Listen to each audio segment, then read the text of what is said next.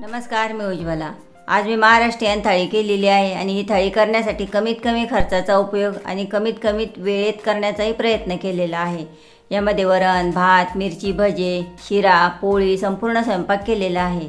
अचानक कोणी पाहुणे आले किंवा उपवास सोडायचा असेल तेव्हा तुम्ही ही थाळी नक्की करू शकता। चला तर मग बघूया याची रेसिपी आणि आवडली तर नक्की लाईक, शेअर, कमेंट आणि प्लीज चॅनलला सबस्क्राईब करायलाही विसरू नका। सर्वात पहिले वरण भात लावून देऊ। त्यासाठी कुकरचे 2 डब्बे घेतले। 1 वाटी तांदूळ, 1 वाटी तुरीची डाळ घेतली, दोन्ही स्वच्छ धुवून घेतले। त्यानंतर पाणी टाकून देते। 1 वाटी तांदूळाला मी या ठिकाणी 3 वाट्या पाणी घेतलेले आणि तुरीच्या डाळीलाही तसेच घेतले। तांदूळाच्या डब्यामध्ये चवीनुसार मीठ टाकून दिले। तुरीच्या डाळीमध्ये पाव चमचा हळद टाकून दिली आणि दोन्ही डब्यामध्ये 1-1 चमचा मी आता तेल टाकून देते, त्यामुळे छान शिजतात हे वरण भात। एका चमच्याने आता यामध्ये टाकलेली हळद, मीठ, तेल सर्व मिक्स करून घेते। कुकरमध्ये डबे लावून द्यायचे आहे। कुकर काळा पडू नये म्हणून त्यात 1 लिंबाची खाप टाकून दिली आणि 2 ग्लास पाणी टाकून दिलेले। लिंबाच्या खापाऐवजी तुम्ही चिंचही टाकू शकता। त्यामध्ये तुरीच्या डाळीचा आणि भाताचा कुकर लावून दिला, त्यावर प्लेट ठेवून दिली। आता या प्लेटवरती आपल्याला बटाटे शिजवून घ्यायचे। अख्खे बटाटे जर ठेवले तर झाकण लावता येणार नाही, म्हणून मी एका बटाट्याचे 3 ते 4 तुकडे करून घेतले। यामुळे काय होते, वेळही वाचतो आणि गॅसही वाचतो। आता याला झाकण लावून घेते आणि शिट्ट्या देऊन घेते। आता तुमचा कुकर कसा आहे त्यानुसार ॲडजस्ट करून घेऊ शकता तुम्ही। मी या ठिकाणी 1 शिट्टी फुल गॅसवरती आणि 3 शिट्ट्या मिडियम गॅसवरती देऊन घेते। कुकरला शिट्ट्या होत आहे तोपर्यंत पोळीसाठी पीठ भिजवून घेऊ। मी या ठिकाणी पोळीचे पीठ चाळून घेतले आणि त्यामध्ये आता थोडे थोडे पाणी टाकून छान असं घट्टसर हे पीठ भिजवून घेते।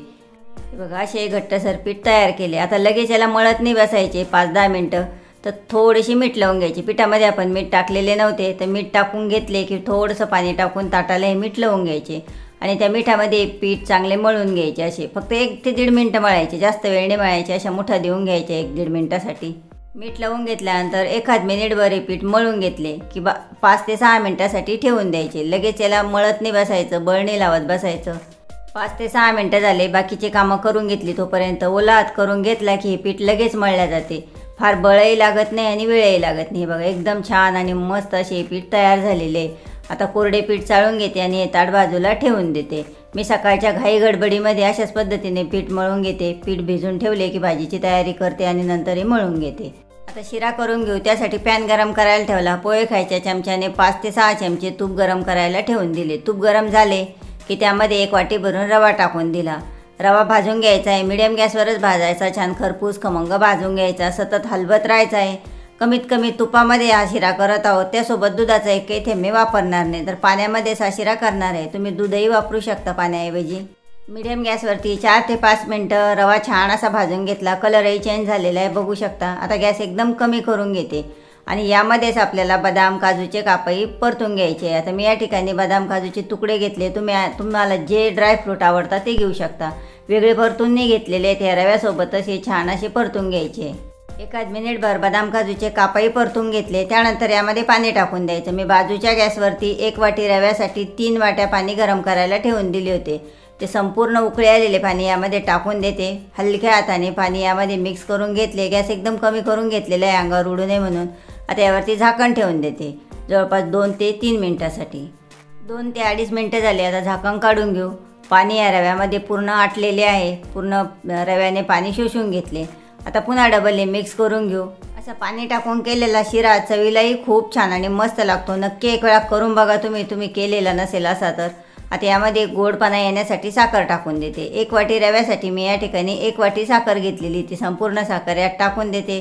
साखर आता या रव्यामध्ये छान मिक्स करून घ्यायची, म्हणजे साखर वितळते, त्याचं पाणी होतं आणि त्यानंतर घट्ट होत जाते। तोपर्यंत हे हलवत राहायचं। साखरेचा पाक झाला, पतला झाला, त्यानंतर घट्ट झाला, म्हणजे रव्याने पूर्णपणे शोषून घेतला हा पाक। आता तुपाचा छान सुगंध येण्यासाठी आपण कमी तूप वापरले होते, म्हणून आता शिरा झाला की त्यानंतर 1-1.5 चमचे तूप टाकून घ्यायचे। विलायची पावडर टाकून घेतली पाव चमचा। आता हे संपूर्ण छान असं मिक्स करून घ्यायचं आणि आतपर्यंत पाक जाण्यासाठी यावरती आता झाकण ठेवून द्यायचे 2-1 मिनटासाठी। 2 ते 2.5 मिनटं झाले झाकण ठेवून। एकदम छान आणि मस्त अशी वाफ आलेली आहे। दुधाचा वापर केला नाही, जास्त तुपाचाही वापर केला नाही। एकदम छान आणि मस्त बजेटमध्ये हा शिरा तयार झालेला आहे। बाकीची तयारी करेपर्यंत कुकरच्या शिट्ट्या झाल्या आणि कुकर थंडही झाला। बटाटे एकदम छान आणि मस्त झालेले आहे। वेळेची बचत झालेली आहे। एकदाच आपण बटाटे, वरण, भात शिजवून घेतला, त्यासोबत गॅसचीही बचत झालेली आहे। भातही छान शिजला आणि वरणही छान शिजलेले दिसते। कुकरही काळा पडला नाही 1 लिंबाची खाप टाकल्यामुळं। आता वरण घोटून घेते आणि आवश्यकतेनुसार त्यामध्ये पाणी टाकून घेते. याला फिक्की फोडणी द्यायची आहे, त्याची तयारी मी ऑलरेडी करून ठेवलेली आहे. छोटी कढई गॅसवर गरम करायला ठेवली. त्यामध्ये 1 पळी तेल टाकून दिले. तेल गरम झाले की 1 चमचा मोहरी, 1 चमचा जिरे टाकून दिले आणि ही फोडणीची तयारी करून ठेवली होती. 2-4 हिरव्या मिरच्या चिरून घेतलेल्या त्या टाकल्या. कढीपत्त्याची पानंही टाकून दिली आणि अर्धा टोमॅटो चिरून घेतलेला तोही टाकून दिला. सर्व साहित्य परतून घेतले की त्यामध्ये वरण टाकून देते. तिखट वगैरे फोडणी नाही द्यायची, फिक्कीच फोडणी द्यायची. वरून कोथिंबीर टाकून घेतली. मीठ टाकलेले नव्हते तर चवीनुसार मीठही टाकून घेतले. आता हे सर्व साहित्य मिक्स करून घेते आणि बाजूच्या गॅसवरती याला उकळी आणण्यासाठी ठेवून देते. बटाट्याची भाजी करण्यासाठी कढईमध्ये 3 पळ्या तेल टाकून दिले आणि 2 मध्यम आकाराचे कांदे, 5-6 पानं कढीपत्त्याची, 1 हिरवी मिरची, थोडीशी कोथिंबीर आणि अर्धा टोमॅटो चिरून घेतला. त्यासोबतच बटाट्याची साल काढून घेतली आणि मोठाले तुकडे करून घेतले. तेल गरम झाले की अर्धा चमचा जिरे टाकून द्यायचे, मोहरीने टाकायची यामध्ये. त्यानंतर जे मध्यम आकाराचे कांदे बारीक चिरून घेतलेले होते ते टाकून द्यायचे, सोबत हिरवी मिरचीही टाकून द्यायची. आता मीडियम गॅसवरती किंवा फुल गॅसवरती हे तुम्ही परतून घेऊ शकता. फक्त चांगला मऊ होईपर्यंत हा कांदा परतून घ्यायचा आहे.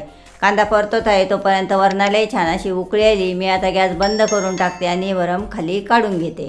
3 ते 4 मिनिटांमध्ये कांदा चांगला परतवला गेला की त्यामध्ये नंतर टोमॅटो टाकून घ्यायचे. कांद्याचा असा कलर आल्यानंतरच टोमॅटो टाकून घ्यायचे. कांदा आणि टोमॅटोचाच आपल्याला मसाला तयार करायचा आहे, वेगळा मसाला वाटून घ्यायचा नाही आहे. आणि आपण या ठिकाणी बटाट्याची कोरडी भाजी नाही करत आहे तर अंगीरसा भाजी करत आहोत. थोडीशी भाजी लावून खाण्याजोगी. आता तुम्ही कोरडीही करू शकता पण मला थोडीशी पतली करायची आहे. कांदा टोमॅटो लवकर परतावा म्हणून थोडीशी मीठ त्यात टाकून घेतले. थोड्याच वेळामध्ये छान परतवल्या गेले. आता यामध्ये अर्धा चमचा लसूण अद्रकची पेस्ट टाकून घेते आणि ही पेस्ट चांगली परतून घ्यायची आहे, कच्ची राहू द्यायची नाही, नाही तर संपूर्ण भाजीला कच्चा लसणाचाच वास येईल.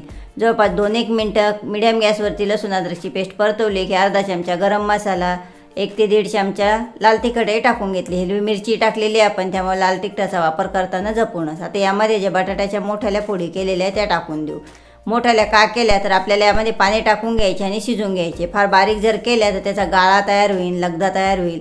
तसे होऊ नये म्हणून मी मोठ्याल्या फोडी केलेल्या आहे. संपूर्ण मसाल्यामध्ये बटाटा छान असं मिक्स करून घेतलं आणि त्यानंतर 2-3 मोठ्याल्याच्या फोडी बटाट्याच्या त्या अशा कुचकरून घ्यायच्या. त्यामुळे जो रसा आहे तो रसा घट्टसर व्हायला मदत होते. चवही छान लागते भाजीची. बटाट्याच्या फोडी आणि मसाला छान परतून घेतला की त्यानंतर यामध्ये पाणी टाकून द्यायचे. आता किती घट्ट किती पतली करायची त्यानुसार पाणी टाकून घ्यायचे. मी अर्धा ग्लासला थोडेसे शिल्लकचे पाणी टाकले. आता हे सर्व साहित्य मिक्स करून घेते आणि याला उकळी येऊ देते. मीडियम गॅसवरती 2-4 मिनटात छान अशी उकळी आलेली, खूप छान आणि मस्त लागते अशी ही भाजी.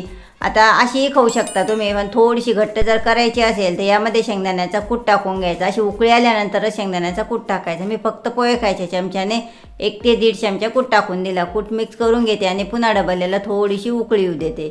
नक्की करून बघा अशी ही भाजी. तुम्ही टिफिनमध्ये देण्यासाठीही करू शकता, लवकरही होते. बटाटे रात्री उकडून ठेवले फ्रीजमध्ये तर सकाळी करायला गडबडही होत नाही. भाजी तयार झालेली, कोथिंबीर टाकून घेते आणि भाजी खाली काढून घेते. आता जवळपास आपला संपूर्ण स्वयंपाक होत आलेला आहे. फक्त मिरची भजी तळायची राहिलेली आणि पोळ्या करायच्या राहिल्या.